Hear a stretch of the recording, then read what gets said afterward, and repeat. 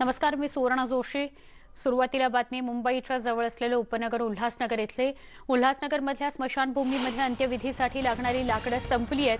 अंत्यसंस्कारासाठी आलेले 2 मृतदेह दुसऱ्या ठिकाणी पाठवण्यात आले।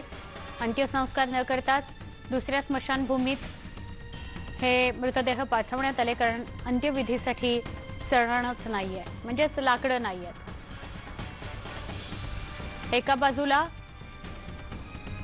एक बातमी जी सकाळी आपल्यापर्यंत पोहोचली की एका दिवशी 19 मृतदेह जाळण्यात आले आणि 8 मृतदेह आज अंत्यसंस्कार त्यांच्यावर झाले। आणि दुसरीकडे उल्हासनगर, मुंबईच्या जवळचं उपनगर, जिथे लाकडच संपली, सरण संपलं, त्यामुळे मृतदेह जाळायचा कसा, त्याला अंत्यविधी त्याचे करायचे कसे, यासाठी दुसऱ्या स्मशानभूमीत या दोन्ही मृतदेहांना पाठवलं गेलं। उल्हासनगरमधली ही बातमी आहे। अंत्यविधी करता लागणारं सरण संपलं म्हणून 2 मृतदेह दुसऱ्या स्मशानभूमीत पाठवले गेले।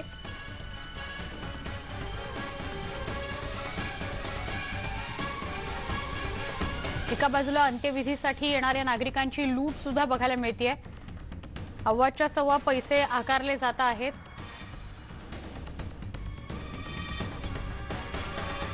त्यामुळे मरणानंतरची सुद्धा वाट बिकट वहिवाट आहे असंच म्हणावं लागेल। नातेवाईकांसाठी अत्यंत क्लेशकारक ही गोष्ट आहे। आपला माणूसही आपण गमावलेला असतो। अशा वेळी आपण विचार करत नाही की सरणासाठी किती पैसे लागले किंवा अंत्यविधीसाठी किती पैसे लागले, पण अशाच वेळेचा फायदा घेत, अशाच परिस्थितीचा फायदा घेत अव्वाच्या सव्वा पैसे आकारले जात आहेत। सरण संपल्यामुळे उल्हासनगरमध्ये एका स्मशानभूमीत 2 मृतदेह जाळणं शक्य नव्हतं, त्याचे अंत्यविधी होणं शक्य नव्हतं, म्हणून ते दुसऱ्या स्मशानभूमीत पाठवण्यात आले।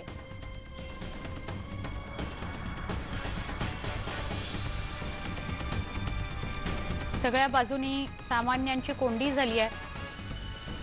मेटाकुटीला आहे आधीच आलेला नागरिक कोरोनामुळे, त्यात एखाद्याला कोरोना झाला, एखाद्यानं आपला नातलग, आपलं माणूस गमावलं की त्यानंतर सुद्धा परवड काही थांबत नाही। आपण थेट बोलूया आमचे प्रतिनिधी गणेश गायकवाड यांच्याशी। गणेश, उल्हासनगरमध्ये नेमका हा काय प्रकार घडलाय?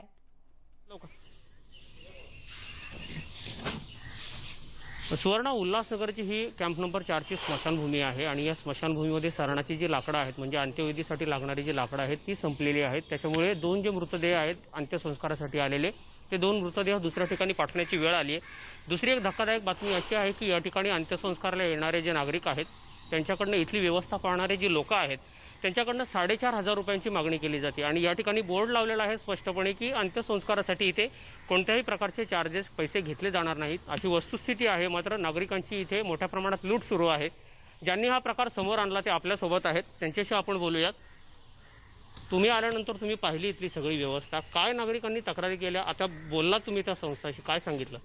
उल्हासनगर शहरामध्ये 4 स्मशानभूमी आहेत। 4 स्मशानभूमीपैकी 3 स्मशानभूमीची कुठली तक्रार येत नाही, पण या स्मशानभूमीमध्ये वारंवार तक्रारी येतात।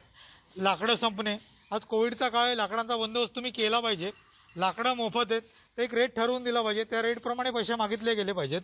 नागरिक एक तर हॉस्पिटलसाठी परेशान, व्हेंटिलेटर मिळत नाही, ऑक्सिजन मिळत नाही, तिकडनं परेशान होतो, इथं येतो, माणूस मरतो। स्मशानात आल्यानंतर सुद्धा जर त्रास दिला जात असेल हे प्रशासनाचं अपयश आहे। माझं म्हणणं असं आहे, महानगरपालिका प्रशासनाचं याच्यावर कुठलंही नियंत्रण नाहीये।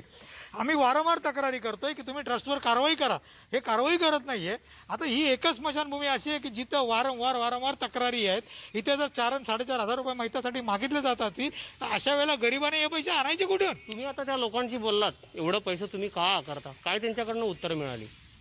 आता आम्ही प्रशासकीय यंत्रणांना फोन देखील केलेले आहे। इथे तुम्ही पाहू शकतात की इथे लाकडं मोफत दिले जात आहेत, परंतु तरी देखील प्रशासकीय यंत्रणांमार्फत कोणत्याही उपाययोजना इथे ठोस प्रकारे नाही आहे। लोकांकडनं 4,500 रुपये मागितले जात आहे। एका वेळेचा जेवणाचा प्रश्न लोकांच्या घरामध्ये उपस्थित झालेला असताना रुग्णांच्या नातेवाईकांकडनं जर आता देखील जर 4,500 मागत असणार तर ही अत्यंत निषेधार्थ बाब आहे। महापालिका प्रशासन हे पूर्णपणे अपयशी ठरलेलं आहे। सुवर्णा हीच ती स्मशानभूमी आहे आणि या ठिकाणी जे काही वेळापूर्वी अंत्यसंस्कार झालेले आहेत त्यांच्याकडनं देखील 4,500 रुपयाची मागणी केली। त्यांनी सांगितलं की स्वखुशीने आम्ही काही पैसे देतो, तुम्हाला रक्कम देतो, मात्र इथले जे लोक आहेत, जे व्यवस्था पाहणारे, त्यांनी कोणत्याही प्रकारची कमी पैसे घेण्याला नकार दिला आणि त्यांच्याकडनं देखील 4,500 रुपये त्यांनी घेतलेले आहेत। असं बऱ्याच लोकांच्या बाबतीत घडलंय, मात्र आज हा प्रकार या ठिकाणी उघडकीस आलाय। सुवर्णा, नक्की, पण तिथे जे काम करणारे आहेत, ज्यांनी 4,500 रुपयाची मागणी केली, त्यांच्याशी संवाद साधण्याचा प्रयत्न केलास, ते कशाचे 4,500 रुपये मागतायत आणि मग बोर्ड जो लिहून ठेवलाय त्याला अर्थ काय?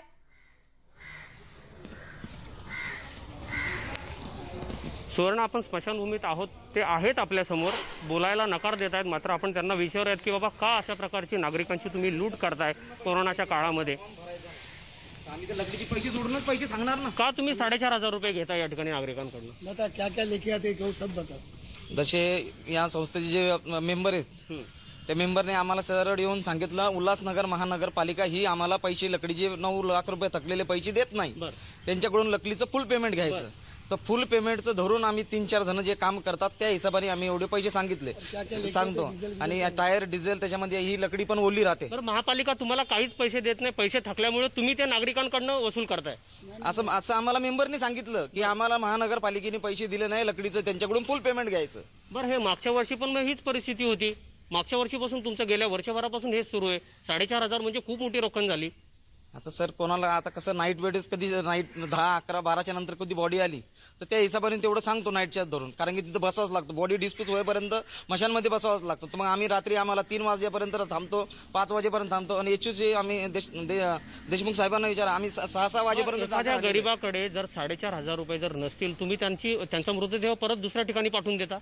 नाही सर, असं कोण बोललो, लकडी नसेल तर तेव्हा पाठवलं असेल, असं कधी आम्ही पाठवून देत नाही। बरं, आज सरणाची लाकडं किती वाजेपर्यंत येतील? आता 2 डेड बॉड्या तुम्ही दुसऱ्या ठिकाणी पाठवल्या। आता सर ते ट्रस्टींना माहिती आहे, कालपासून माझे वडील पैसे घेऊन फिरतात ते खिशामध्ये, चला लकडी मागवा लकडी मागा, आतापर्यंत कोणी आलं नाही। सुवर्ण, आपण पाहिलं की महापालिका प्रशासनाने जे 9 लाख रुपये थकवलेत या संस्थेचे आणि त्याच्यामुळे इथल्या नागरिकांची आम्ही लूट करतोय अशा प्रकारचे यांचं सगळं म्हणणं आहे। सुवर्ण, नक्की गणेश, तुर्तास धन्यवाद ही माहिती दिल्याबद्दल। म्हणजे एकात दुसऱ्यात तिसरा असा पाय अडकलेला